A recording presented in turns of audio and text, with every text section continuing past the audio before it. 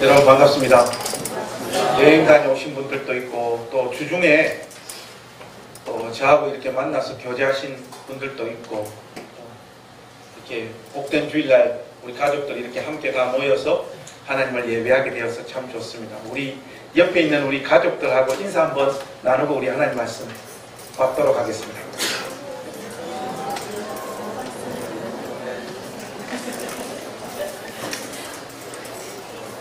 우리도 이제 성도들 수가 조금 이렇게 늘어나서 주중에 이런저런 신변 잡기로 목사를 만나자고 하는 분들이 꽤 계신 것 같아요. 이번 주에는 우리 김우현 집사님 합창이 있었습니다. 세종문화회관에서. 그래서 우리 가족들이 이렇게 같이 가서 이렇게 축하도 하고 그랬는데 제가 2층 앉은 자리 옆에 이원석 집사님이 앉았고 그 옆에 최기주 집사님이 이렇게 앉았습니다. 원래 합창은 또 세종문화회관 같은 곳은 예의를 지켜줘야 되는 곳입니다. 조용하게 우리 셋이서 떠들다가 그 안내원한테 혼났어요. 좀 조용히 해달라고. 그래서 저는 지적을 받으면 겁이 많기 때문에 그 다음부터는 안 떠들어요. 근데 저 옆에 계신 두 분은 계속 떠들었어요. 그래서 합창을 이렇게 보는 것보다도 그렇게 소곤소곤거리는 게 더 재밌더라고요. 그렇게 재밌게 우리가 그 시간을 보내고 우리 또 김우현 집사님 이렇게 합창하시는 이렇게 모습을 보니까 참 좋더라고요. 가서 축하해드리고 한 10몇 팀이 이렇게 나왔는데 우리 김우현 집사님 소속한 팀이 제일 잘하시는 것 같아요. 찬송가를 하나 부르고 가요를 합창화해서 이렇게 하나 부르던데 찬송가는 영 형편이 없었고 그 패티김의 이름 모를 소녀 맞습니까? 그건 아주 패티김이 아니고 누구 김정호의 이름 모를 소녀 대단히 은혜로운 곡이 되었습니다. 아주 재밌게 또 유익한 시간 이렇게 잘 나누고 왔는데 하여튼 좋은 추억이 되었던 것 같습니다. 오늘 여러분들하고 이제 스데반의 설교 오늘 두 번째 내용들을 좀 살펴보기로 원합니다. 지난주는 스데반의 우리 첫 번째 설교로서 창세기의 역사들 스데반이 어떤 관점에서 자기가 풀어 유대인들에게 설교하고 있었는가 그 내용들을 우리가 살펴보았고요. 오늘은 모세의 이야기로 전환되어지고 있는 것을 우리가 볼 수 있습니다. 스데반은 어떤 차원과 목적을 위해서 이 모세의 이야기를 등장시키고 있을까요? 본문의 내용들을 여러분들이 가만히 살펴보면 오늘 모세의 이야기에 몇 가지 특징이 있다는 것을 여러분들이 알게 되실 것입니다. 모세의 생애가 40년씩 세기간에 걸쳐서 설명되어지고 있다는 것. 이것이 하나의 특징이고요.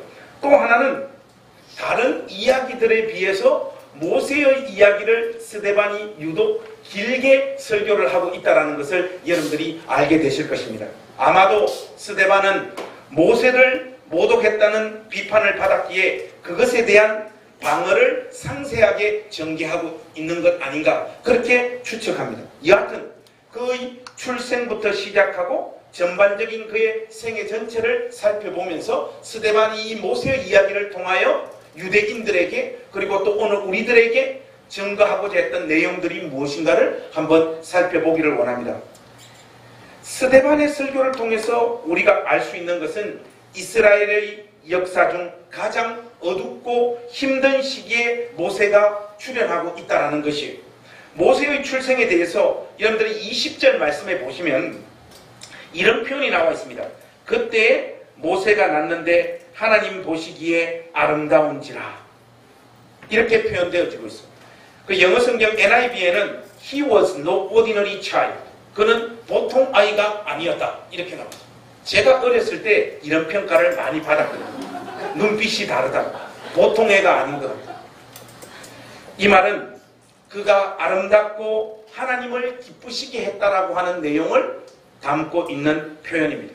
더 나아가서 22절 말씀을 통해서도 구약 성경 그 어디에도 나오지 않는 이야기를 스데반이 하고 있습니다.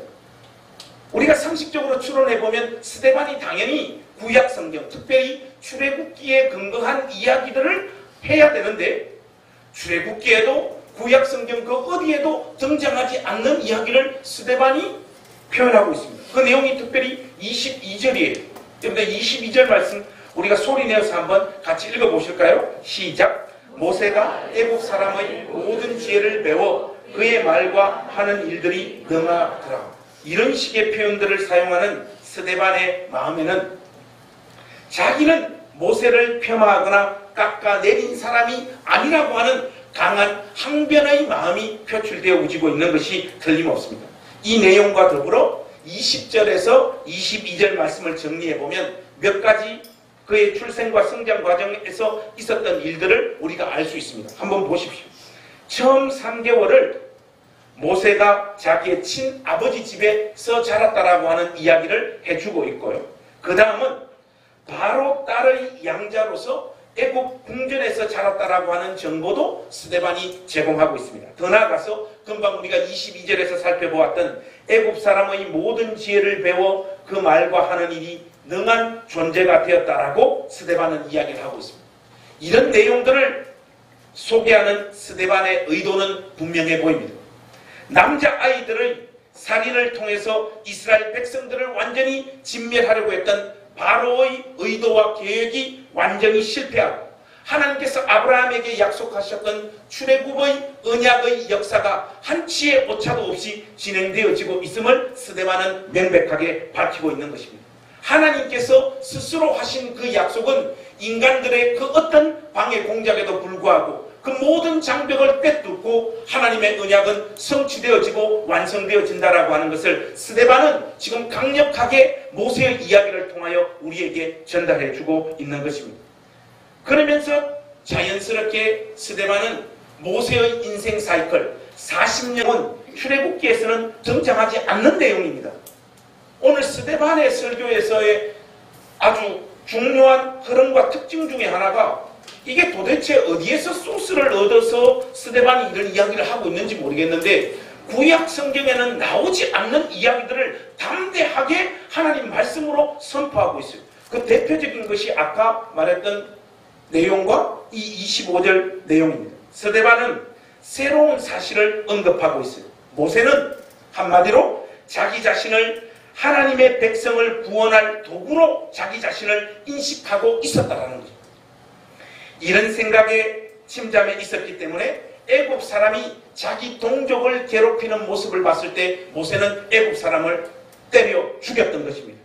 모세 자신은 이런 행동들이 이스라엘 백성들로 하여금 드디어 하나님께서 구원의 역사를 자기를 통하여 시작하시려고 한다는 것을 깨닫는 계기가 될 줄 알았는데 오히려 이 사건으로 말미암아 자기 동족 이스라엘 백성들이 모세를 거절하는 거역하는 일들이 생겨나는 이 사건을 통해서 모세는 스데반은 이 사건을 통해서 이스라엘 백성들은 하나님께서 모세를 그들의 구원자로 삼으셨다는 것을 전혀 깨닫지 못하고 오히려 모세를 거역하는 자리에 서 있었다는 것을 스데반은 자기 설교로 지금 강조하고 있는 것입니다.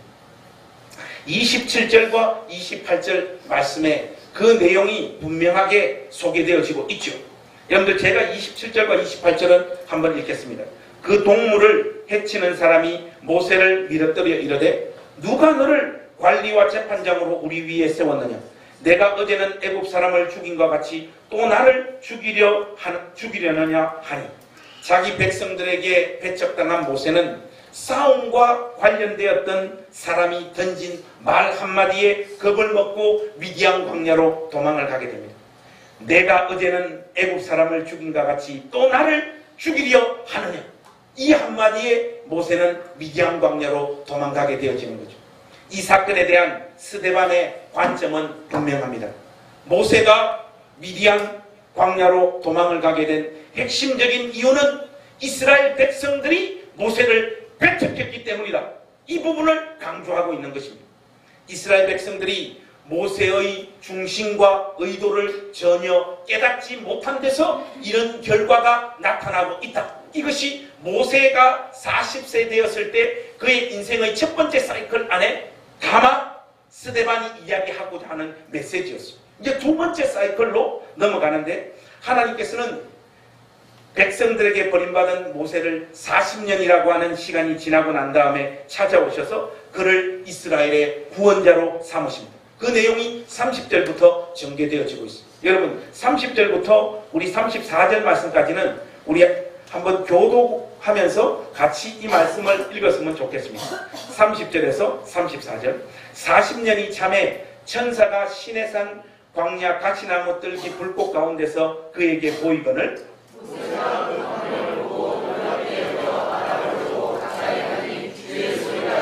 나는 내 조상의 하나님 즉 아브라함과 이삭과 야곱의 하나님이라 하신데 모세가 무서워 감히 바라보지 못하더라.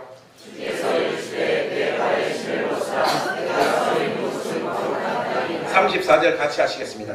내 백성이 애굽에서 괴로움을 받음을 내가 확실히 보고 그 탄식하는 소리를 듣고 그들을 구원하려고 내려왔노니 이제 내가 너를 애굽으로 보내리라 하시니라. 스데반의 목적과 의도는 초지일관 동일합니다.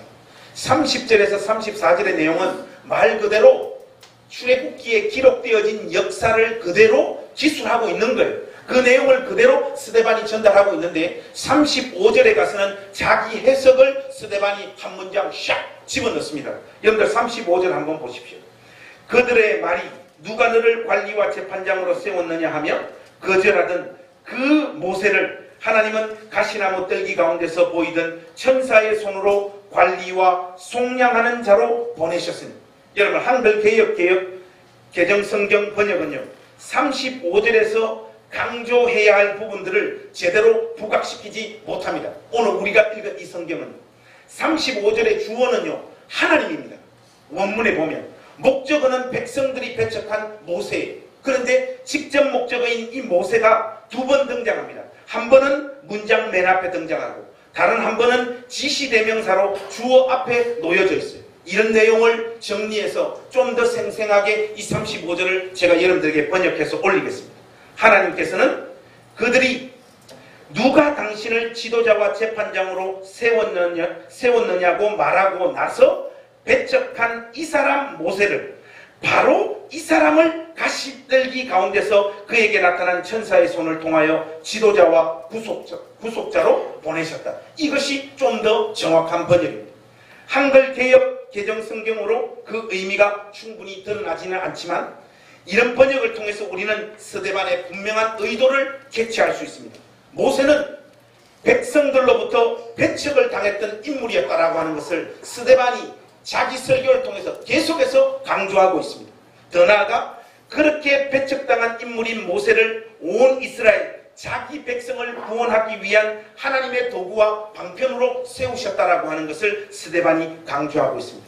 이 말은 대단히 큰 역설이 아닐 수 없습니다. 형들에게 버림받은 요셉을 통해서 구속사를 보존하고 지키셨던 하나님께서 자기 백성에게 배척받았던 이 모세를 그들의 구원자로 다시 세우시는 하나님의 일하심의 동일한 패턴을 우리가 여기서 확인할 수 있는 것이죠. 이스라엘 백성들이 모세를 버렸지만 하나님은 그 모세를 통하여 그들의 구원자로 세우시는 하나님의 일하심의 모습을 우리가 이렇게 확인할 수 있습니다. 이제 자연스럽게 모세의 인생의 제3기 40년 사이클의 세 번째 장면으로 우리가 진입하게 되어지는데요. 모세의 마지막 40년은 백성들을 애굽에서 인도하여 광야에서 보낸 시간들입니다. 이 기간을 조금 더 자세하게 이야기를 하자면 애굽에서 나와서 홍해의 기적을 맛보고 또 광야의 여정을 걸어가면서 하나님으로부터 영광의 율법을 수여받는 그 사건들, 그리고 또 모세가 광야의 여정을 통하여 행한 여러 가지 독특한 사역의 이야기들입니다. 이 시간을 두고 38절에서 대단히 인상적인 표현이 하나 등장하는데 그것이 무엇이겠습니까? 여러분 38절 말씀에 보면 광야 교회의 시절이었다 이렇게 이야기를 하고 있어요. 참 인상적인 표현 아닙니까? 우리가 일반적으로 생각하는 교회라고 하는 것은 오순절 성령이 임하고 난 다음 신약에서 등장하는 것이 에클레시아 교회인데 여기에 똑같은 단어를 사용해서 광야 교회라고 그렇게 이야기를 하고 있습니다. 그런데 스데반은 이 광야 교회 시절의 모세에 대해서 대단히 중요한 진술을 37절과 38절에서 세 가지를 언급하고 있습니다. 여러분들 한번 보십시오. 37절과 38절 우리 한번 같이 읽으시죠. 시작. 이스라엘 자손에 대하여 하나님이 너희 형제 가운데서 나와 같은 선지자를 세우리라 하던 자가 곧 이 모세라. 시내산에서 말하던 그 천사와 우리 조상들과 함께 광야에 있었고 또 살아있는 말씀을 받아 우리에게 주던 자가 이 사람이라. 여러분 스데반이 모세를 어떻게 묘사하고 있습니까? 세 가지. 하나는 뭡니까? 모세는 자신과 같은 예언자로 오실 메시아를 예언한 사람이었다. 이야기를 하고 있습니다. 이 내용은 신명기 18장 15절에 모세가 직접 이야기했죠. 내 하나님 여호와께서 너희 가운데 네 형제 중에서 너희를 위하여 나와 같은 선지자 하나를 일으키시리니 너희는 그의 말을 들을지어다.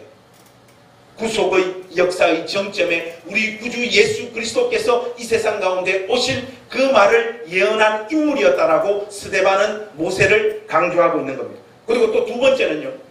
그분의 백성들과 또 시내산에서 그에게 말하던 천사와 광야 교회를 세우고 있었던 사람이다. 그 이야기를 하고 있고, 세 번째, 무엇보다도 이것이 중요한데 살아있는 말씀, 곧 하나님의 말씀을 전달받아 그분의 백성들에게 전해준 사람이 바로 이 모세다. 그렇게 이야기를 하고 있습니다. 이렇게 모세의 사명과 직책과 그의 소명을 강조한 스데반은 그 광야 교회의 아팠던 생생한 현실들을 뒷이어 이야기를 하고 있습니다. 스데반은 그들은 하나님께서 준비하신 종 모세를 통하여 그들에게 허락하신 하나님을 섬기는 방법과 예배를 완전히 거부하고 그들이 빠져나왔던 애굽으로 그들의 마음이 흘러갔다. 그렇게 그들의 광야 여정, 광야 교회에서의 신앙생활을 정리해버립니다. 여러분, 우리 조상들이 모세에게 복종 아니하고자 하여 거절하며 그 마음이 도리어 애굽으로 향하여, 여러분 그들의 마음이 애굽으로 향했다라고 하는 이 말의 의미가 무엇일까요? 그것은 40절부터 명백하게 나와 있습니다. 여러분들 40절 말씀부터 한번 보십시오. 43절까지 우리 한번 이 말씀 교독하겠습니다. 제가 40절 읽겠습니다. 아론들을 이르되 우리를 인도할 신들을 우리를 위하여 만들라. 애굽 땅에서 우리를 인도하던 이 모세는 어떻게 되었는지 알지 못하노라 하고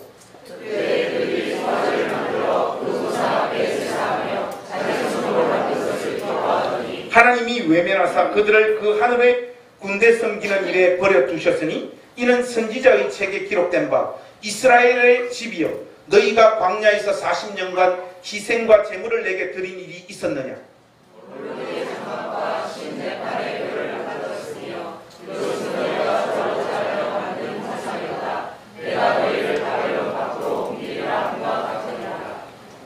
이스라엘 백성들은 살아있는 하나님 말씀을 그들에게 전달해줬던 이 모세를 거역했다. 살아있는 말씀을 전달해준 모세를 거역한 것은 그들이 하나님을 거역한 것이죠. 단도직입적으로 이야기하자면 이스라엘 백성들의 죄의 핵심적인 자리에는 예배의 타락이 있었다는 겁니다. 그들의 몸짓과 수고가 무엇이었던 간에 그들은 사실상 여호와 하나님께 희생과 제물을 드린 것이 아니라 이방 신들에게 드린 것이라고 성경이 말하고 있는 것입니다.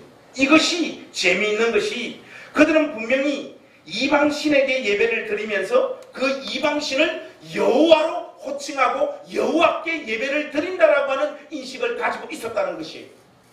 자기들 딴에는 하나님께 예배를 드린다라고 드린 그 예배가 하나님 보시기에는 이방신을 섬긴 것이다. 하나님께서 그렇게 평가하고 있는 것입니다. 형식과 스타일은 여호와를 예배한 것인지 모르지만 그들의 신앙의 내용과 갈망과 소원은 전부 다 이방신을 섬기는 자들의 소원과 동일한 마음에서 여호와 하나님의 이름을 불렀다. 하나님은 그렇게 그들의 예배와 하나님을 섬긴 모습을 평가하고 있고 이것이 바로 살아있는 하나님 말씀을 그들 가운데 전해준 모세를 거역한 모습이다. 그렇게 이야기를 하고 있는 것입니다. 그들의 신앙의 내용과 갈망은 이방 신들에게 예배하는 자의 정신으로 완전히 함락되어져 버렸다. 성경은 그렇게 말합니다. 여러분, 구체적으로 과연 어떤 모습이었을까요? 41절 말씀을 한번 보십시오. 제가 41절 말씀 읽겠습니다. 그때 그들이 송아지를 만들어 그 우상 앞에 제사하며, 여기가 중요합니다.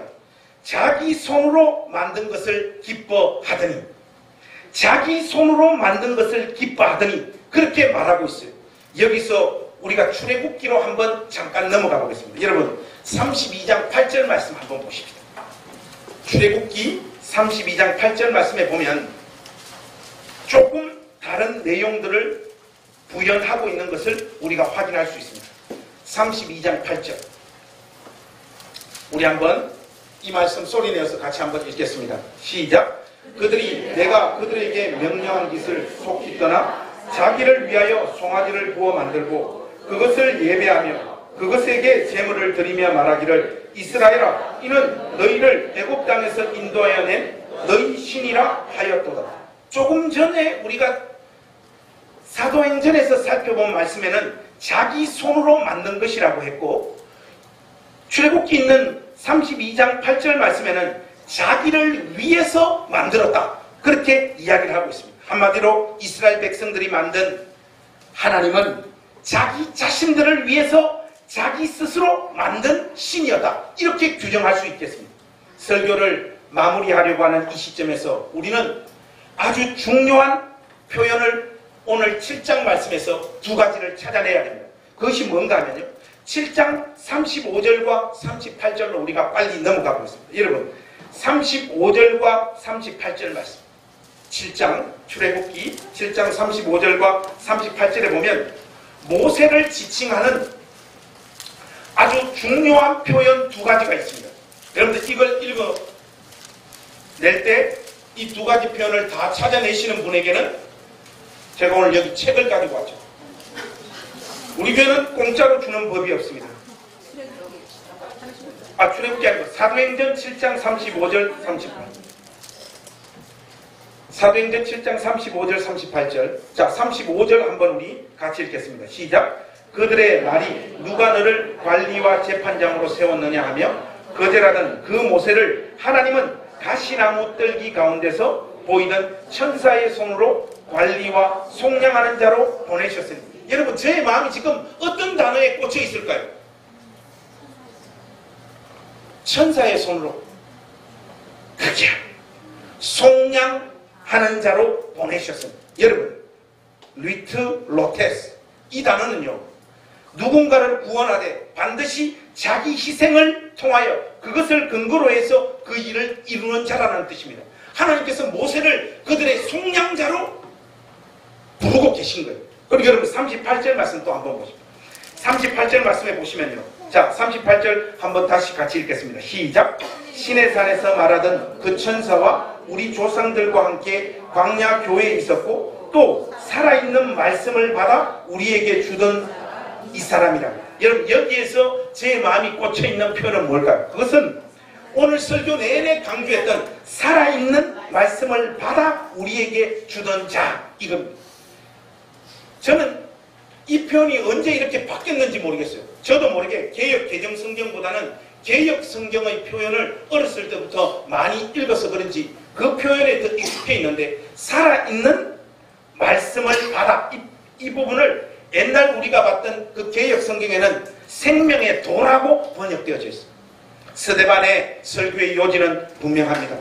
속량하는 자와 생명의 도를 거역하는 자들이 나아가는 자리는 반드시 자기 스스로 자기 유익을 위하여 만든 우상을 숭배하는 자리로 나아갈 수밖에 없다라고 하는 것을 스데반은 지금 강력하게 그들 가운데 선포하고 있는 것입니다.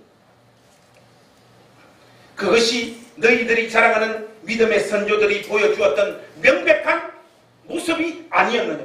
더 나아가 속량하는 자와 살아있는 말씀을 받아서 우리에게 주던, 모세를 거역하고 우상 숭배의 자리로 나아갔던 너희 조상들의 행실과 똑같이 너희 역시 우리의 속량자요 구속주이시며 살아있는 말씀 그 자체이시며 살아있는 말씀을 우리 가운데 전해주었던 예수 그리스도를 붙잡아 십자가에 못 박혀 죽인 자들이 바로 너희들 아니면, 이것이 스데반의 설교의 핵심 메시지인 것입니다.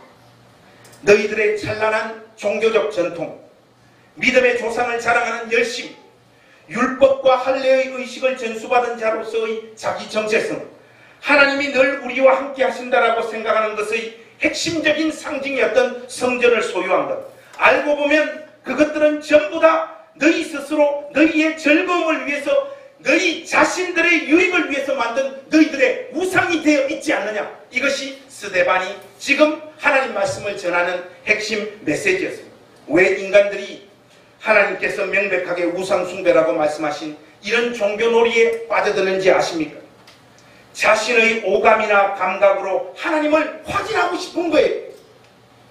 우리가 하나님을 믿고 예배하면 그것에 상응하는 어떤 결과물이 내 생애와 내 삶 가운데 찾아와야 된다라고 하는 이런 인식이 우상 숭배의 길로 들어가는 초입에 놓여 있다는 것을 여러분들이 놓쳐서는 안 됩니다.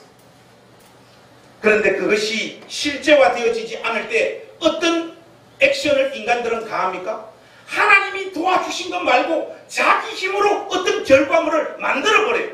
그리고 거기에 하나님께서 이 일을 다 행하셨다라고 하나님 앞에 영광을 돌려버립니다. 그러면서 자기 스스로의 위치와 정체성을 어떻게 삼아버립니까?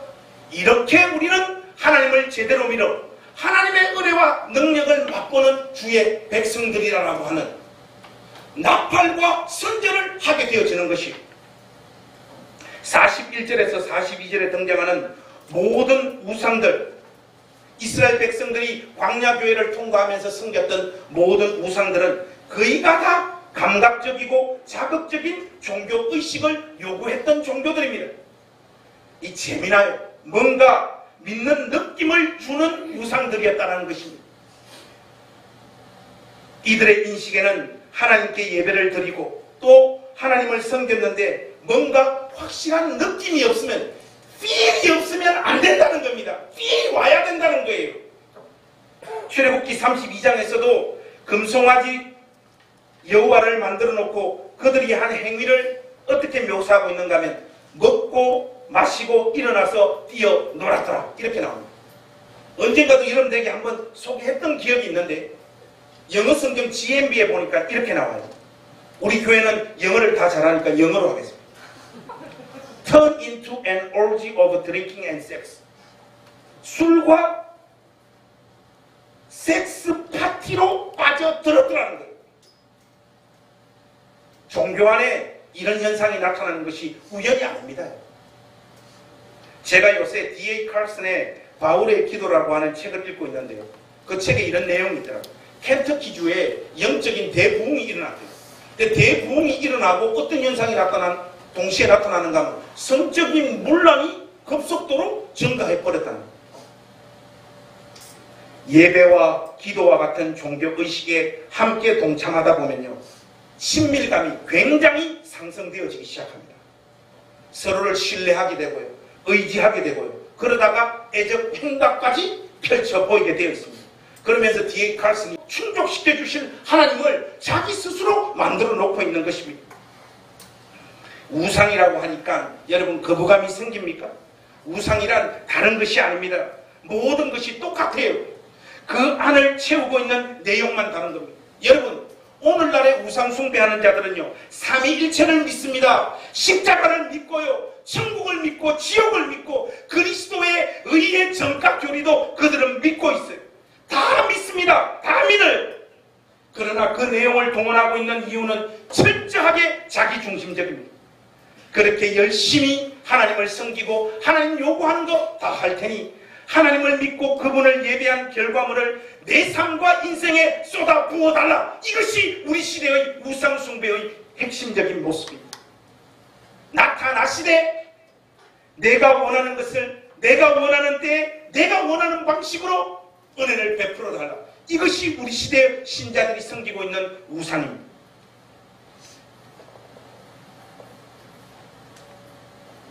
자신들은 하나님의 특별한 간섭과 보호 아래 있는 자들임을 이런 식으로 증명하고 싶어 하는 것입니다.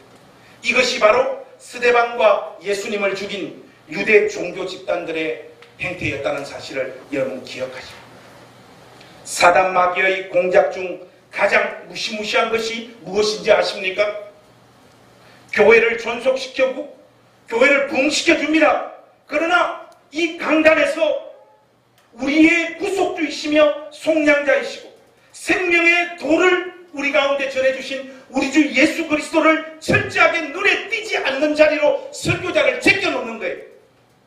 완전히 짓밟아서 더 이상은 그런 메시지를 강단에서 선포하지 못하도록 만드는 것이 사탄 마귀의 공작입니다.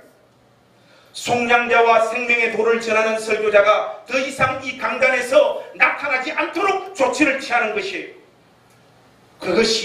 그것도 안 되면요, 십자가에서 성도들의 관심사를 완전 다른 것으로 돌려놓는 것, 이것이 사탄 마귀의 방법입니다. 오늘날의 교회를 보십시오. 아니, 더 정확하게 강단에서 선포되어지는 목회자들의 설교의 내용을 여러분 한번 들어보십시오. 속량자 되시는 그리스도는 어느새 사라지고 말았습니다. 그리스도가 없는 기독교가 가능한 시대가 되어져 버렸습니다. 생명의 도가 이 강단에서 사라져버린 지가 오래되어 버렸습니다. 성도들의 의식 속에서 십자가 지신 주님에 대한 사모함과 그분을 아는 지식에서 자라가는 열심과 열정보다는 현실 세계에서 나에게 힘을 주고 위로해주는 하나님을 다 찾고 있지 않습니까? 그러한 메시지를 세련되게 잘 선포하고 전가하는 교회가 부흥을 하고 그러한 목회자들이 존경을 받는 시대가 되어져 버렸어요. 성도들이 원하는 바를 눈치 빠르게 간파해서 그들의 종교적인 욕구를 충족시켜주는 교회가 이 시대는 살아남습니다. 설교자는 그런 사람이 아닙니다. 설교자는 여기 이 강단을 붙잡고 처음부터 끝까지 하나님을 편을 드는 자이며 그 어떤 상황에서도 우리의 구속주이신 그리스도만을 전하는 자입니다. 설교자가 청중들이 집단적으로 뿜어내는 영적인 압력 앞에 밀리기 시작하면 교회는 우상숭배의 전당으로 변모해버리는 거예요. 여기에 찬양도 있고 십자가도 강조하고 천국과 내세도 이야기하고 그리스도의 의의 정과 교리도 가르치고 선포하지만 어느새 모든 신자들이 하나님을 섬기는 것이 아니라 우상을 섬기는 자리로 전락해버리는 것입니다. 사랑하는 행신교회 가족 여러분, 우리의 유일한 위로는 십자가 지신 예수님 그분 자체이며 하나님 자체이지 하나님으로부터 뿜어져 나오는 어떤 능력이 아닙니다. 하나님을 사랑하는 것보다 하나님의 능력을 사랑하는 것이 오늘날 우리가 섬기고 있는 우상임을 여러분들이 기억하셔야 됩니다. 여기서 오늘 결론적으로 여러분들과 함께 마지막으로 하나님 말씀 한 구절 살피고 오늘 설교를 마무리할까 합니다. 신명기 32장으로 한번 넘어가 보십시오. 신명기 32장 15절에서 17절 말씀. 신명기 32장 15절. 그냥 15절 말씀만 우리 한번 보겠습니다. 소리 내어서 32장 15절 말씀 한번 우리 같이 읽겠습니다. 시작. 그런데 여수름이 기름짐에 발로 찼도다.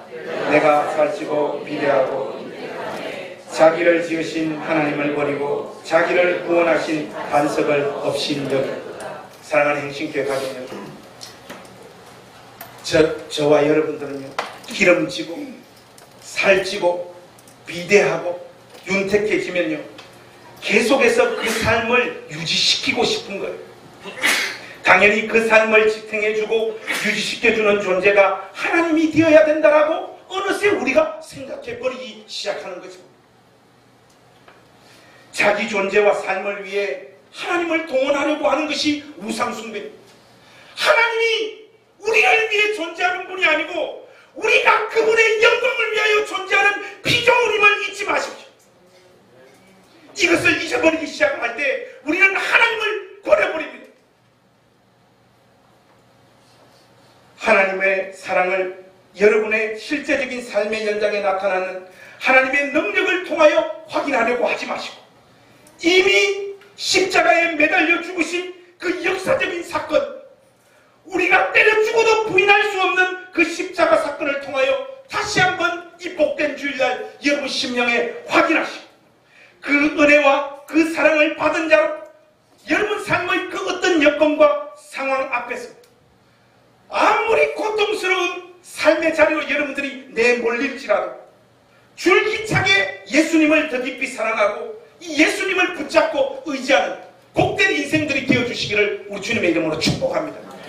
오늘 여러분 가슴 속에 남아있는 우상이 무엇인가 확인하십시오.